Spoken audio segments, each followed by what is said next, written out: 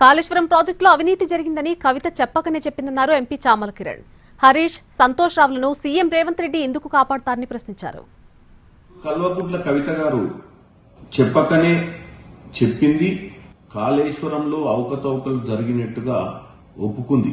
కారకులు ఎవరు అన్నదాన్ని పక్కకు పెడితే ఆమె మాట్లాడిన దాంట్లో కేసీఆర్ గారు ముఖ్యమంత్రి హయాంలో, హరీష్ రావు గారు ఇరిగేషన్ శాఖ మంత్రిగా ఉన్న హయాంలో కాళేశ్వరం ప్రాజెక్టు స్కామ్ జరిగింది.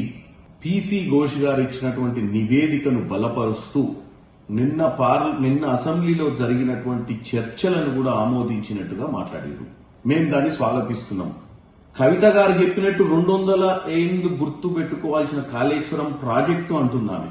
ఆమె ఏం మాట్లాడుతుందో అర్థం కావట్లేదు. ఒక పక్క ఇరిగేషన్ శాఖ మంత్రిగా ఉన్న హరీష్ రావు చేపట్టే ఈరోజు ఆమె తండ్రిపై సిబిఐ ఎంక్వైరీ చేసే స్థాయికి వచ్చిందని బాధపడుతుంది.